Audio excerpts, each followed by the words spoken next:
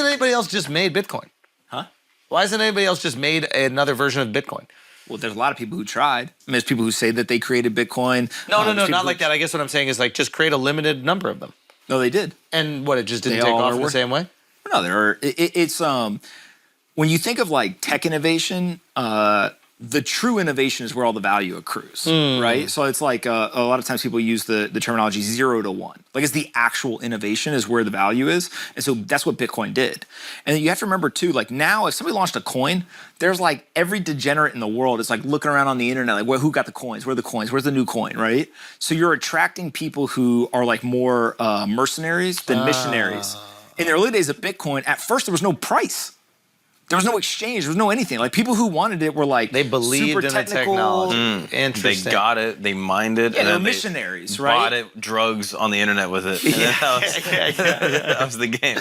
My sister bought mushrooms for like 5 Bitcoin back in like 2011. Get the fuck out of here. That's like a true story. I swear to Get God. the fuck Yeah, she told me outta this here. recently. She was like, "Yeah, I bought it on It's like 100 grand. on Silk Road." Yeah, it wasn't that many Bitcoin, but yeah, it was like half a Bitcoin or full Bitcoin or something. There's that story about the guy buying a slice of pizza or something like that for 10 Bitcoin. Yeah. 10,000 Bitcoin. What? He spent on 2 pizzas. Yeah. Yeah. It's like hundreds of millions of dollars today.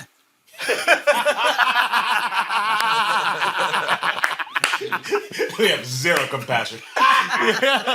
No, it is true. People, I feel like, It was the first transaction in history where somebody like used it to buy something.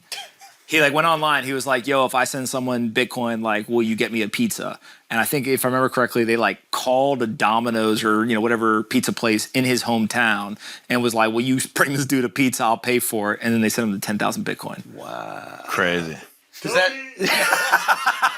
that dude still have the Bitcoin? Is he still a holder? I'm not sure He has a lot of Bitcoin. Yeah. I'm not sure what happened to Bitcoin. They've asked the guy who spent the 10,000 Bitcoin. He's like, "No, I don't regret it at all," because he's like, Bitcoin probably wouldn't have become what it became unless we started to use it, which I think is what you have to tell yourself if you're the guy who so he doesn't blow his fucking head off. The guy that's not in the Beatles anymore, he's like, best thing that ever happened. Yeah, love my life. Love my fat kid, my fat wife.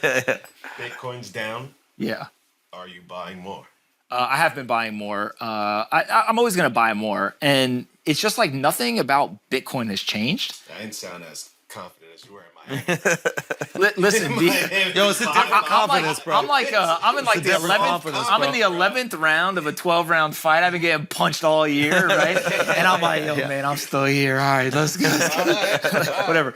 But if you think about Bitcoin, all I keep looking at is like the underlying fundamentals are exactly the same. And there's a lot of people who are like, oh, what does that mean, or whatever. It's just like, think of a company who is doing it the same or more in whether it was revenue or sales or whatever metric you want to look at, but the stock price went down. Some people be like, yo, stock price down, I'm out. Okay, that's fine. But the people who would look at the actual company and say, hey, I like this, it's doing the things I want it to do, I just think that it's a cheaper price for the same company, they'll buy. So like that's where the market ends up, like that's where people express their view.